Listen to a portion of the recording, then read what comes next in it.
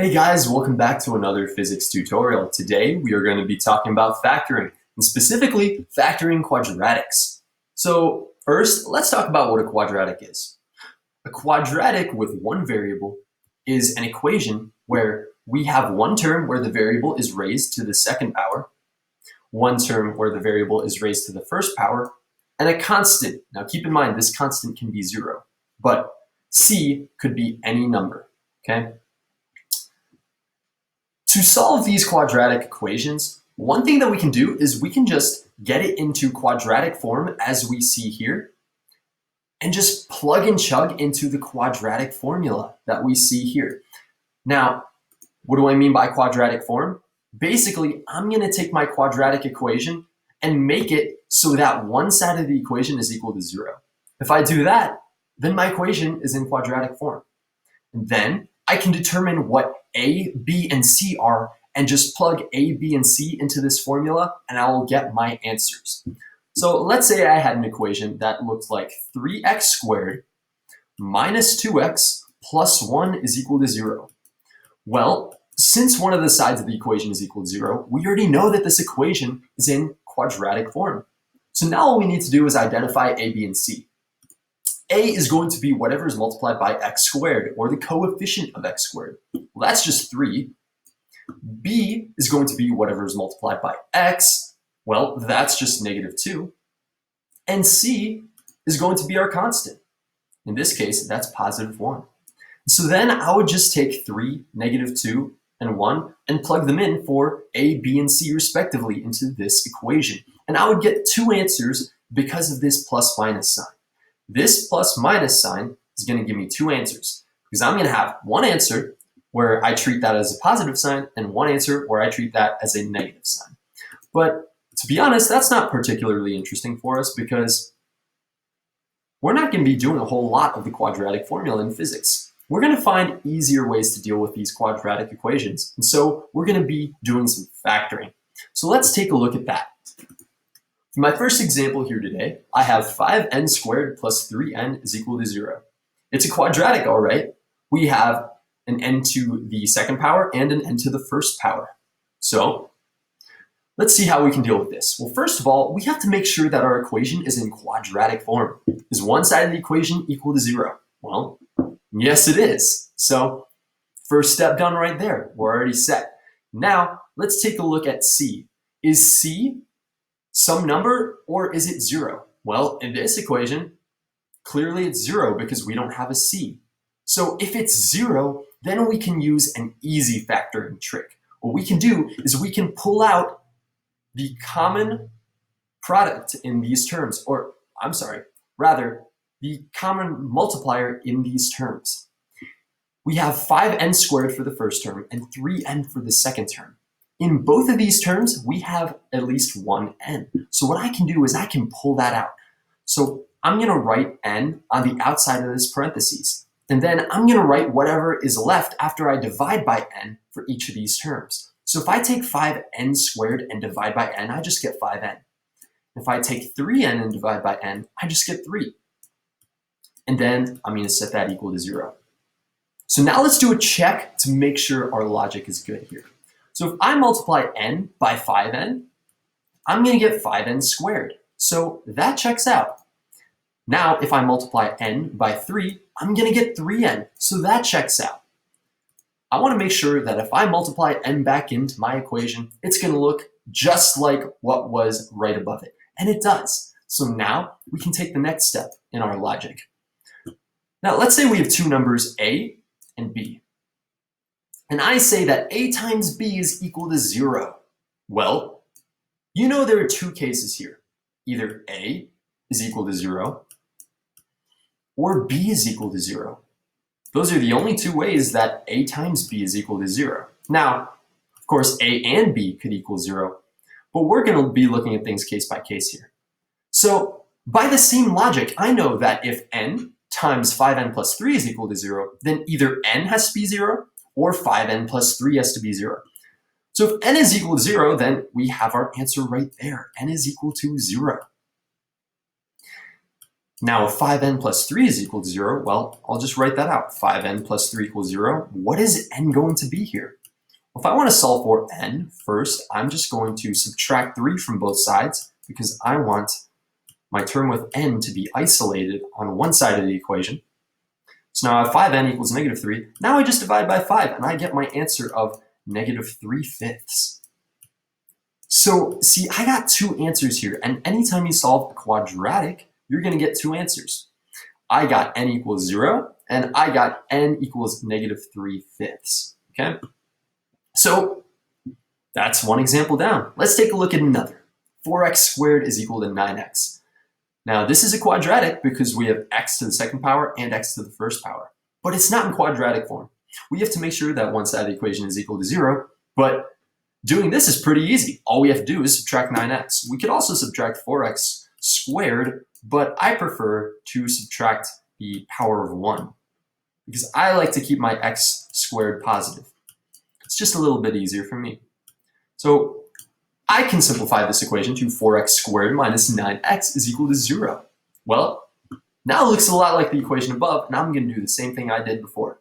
I'm going to pull out the common factor of each of these terms, and the common factor is x.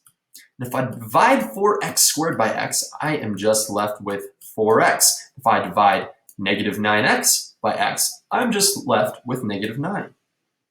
And all that's going to equal 0. So now, the first piece is just x, so x is going to be equal to 0. The second piece says that 4x minus 9 should be equal to 0. So I'm going to solve for x. I'm going to add 9 to both sides first, and I get 4x is equal to 9.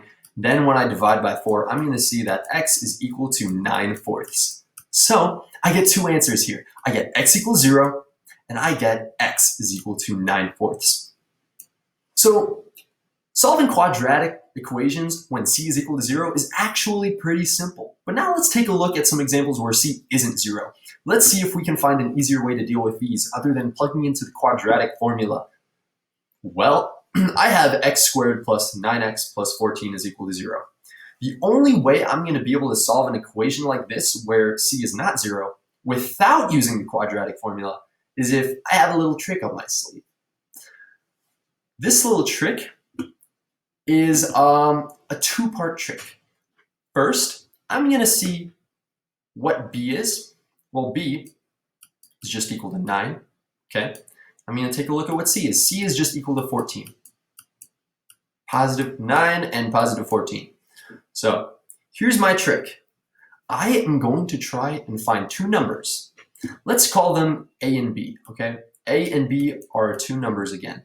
I'm going to try and find two numbers, a and b, where a times b is equal to c, and a plus b is equal to our capital B. Maybe I shouldn't have chosen a and b, but we're going to roll with it.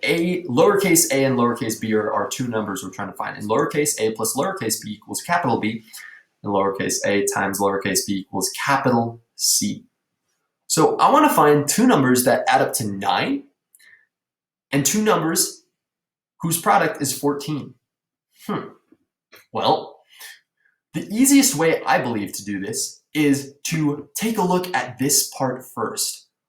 Think of factors for 14 because there aren't that many whole number factors for 14. There's 1 and 14. That's one pair that multiplies to 14. There's 2 and 7. There's 7 and 2. And there's 14 and 1. So really two distinct pairs, 1 and 14 and 2 and 7. Those are the only whole number pairs that add up to 14. Meanwhile, if we look for two numbers that add up to 9, we have a whole bunch of options. We got 1 and 8, we got 2 and 7, we got 3 and 6, we got 4 and 5. We have 10 and negative 1. The list is endless, literally. So I think it's easier to look at C. What are two numbers that multiply to C? So A and B, like we said, 1 times 14 is equal to 14, so that's one option. Or 2 times 7 is also equal to 14. Now, let's see if either of these work for B. If we add 1 plus 14, we're just going to get 15, so that's not going to check out. That doesn't equal the 9 that we're looking for. However, if I add 2 plus 7, then I get exactly what I'm looking for. I get 9. So now we know that our two numbers we're looking for are 2 and 7. Okay, but we're not done yet. No. What we are going to do is we're going to stick them into a certain form. So we're going to transform this equation. So we've discovered that our two numbers here are 2 and 7. I'm going to leave those there. We're going to stick these two numbers, 2 and 7, into a certain form in our equation. So this form is going to look like this. I'm going to have x plus one of my numbers times x plus another one of my numbers. And that's going to equal 0. So I'm going to stick 2 and 7 into these slots here. It doesn't matter what order, because the order of multiplication doesn't matter, right? So I have 2 and 7. I've stuck them into these slots. Okay, why did I do that? Well, let's take a look and see what happens if we multiply this. What if we FOIL this out? Let's do the first terms. First times first, x times x gives me x squared. Okay, let's do outer next. X times 7 gives me 7x, so we add 7x. Inner, 2 times x gives me 2x. And finally, last, 2 times 7 gives me 14. So I get x squared plus 7x plus 2x plus 14 equals 0. Or if I simplify this a little bit, x squared plus 9x plus 14 is equal to 0. And lo and behold, we have our original equation. So we know we did our factoring right. Okay? So now that we've done that little check to make sure we did our factoring right, let's take a look at what we got here. We got another two-piece function that is equal to 0. We got x plus 2 times x plus 7. And remember, if a times b is equal to 0, then either a or b must be equal to 0. So what if the first parentheses, x plus 2 is equal to 0? Well, if x plus 2 is equal to 0, I'm sure you can solve this pretty quickly. We know that x is equal to negative 2. That's one of our solutions. Now, let's do it again for x plus 7 is equal to 0. If x plus 7 is equal to 0, I'm sure this is obvious based on the last answer. X is going to equal negative 7. So we have x is equal to negative 2 and x is equal to negative 7. And thus, we have solved our quadratic equation here. Okay? We got our two solutions, negative 2 and negative 7, and thus we are done. Let's do one more example and then we'll finish off the video. So I have b squared plus 4b is equal to 5. Now first, is that in quadratic form? No. One side of the equation is not equal to 0, so we got to change that. And the easy fix here is clearly to subtract 5 from both sides of the equation. It's definitely going to be easier than trying to move b squared and 4b over. So if we subtract 5 from both sides of the equation, we're going to get b squared plus 4b minus 5 is equal to 0. Perfect. Now we're in quadratic form. Now we can do the process that we just did on the previous page with this equation. Let's go ahead and try and find two numbers. All right. Now I am going to call them x and y this time, since I'm working with b. X and y, and I want to find an x plus y that equals b, capital B, right?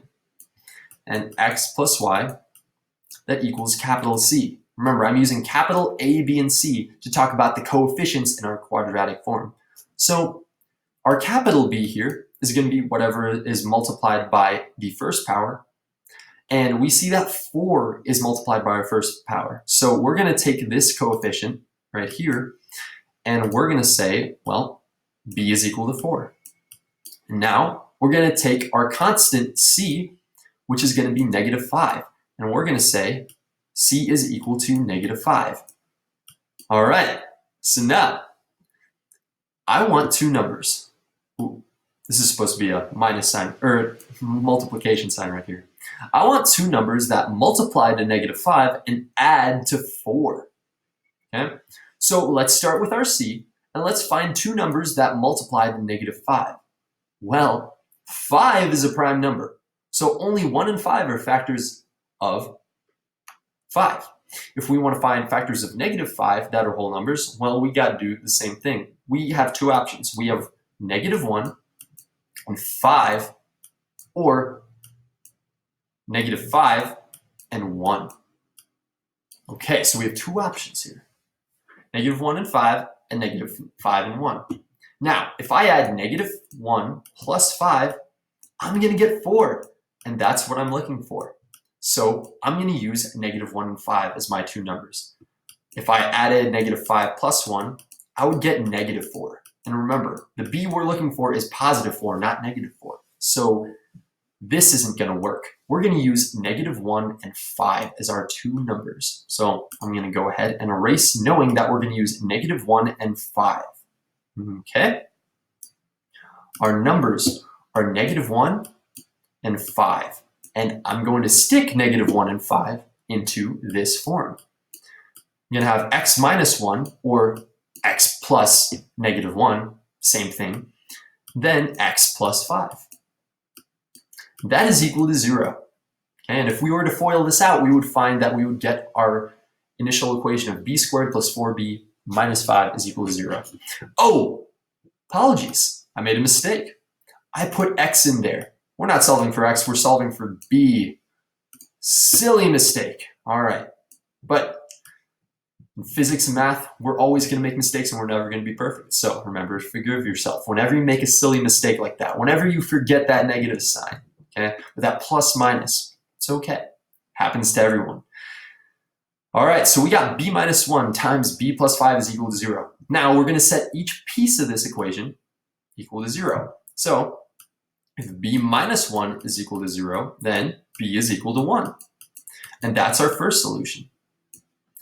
If b plus 5, our second piece, if that's equal to 0, if b plus 5 is equal to 0, then we're going to get that b is equal to -5. And that is our second solution. So our two answers are b equals 1 and b equals -5. All right. Well, that's all for today. I hope you have a wonderful rest of the day, young physicists, and I will see you in the next video. Take care.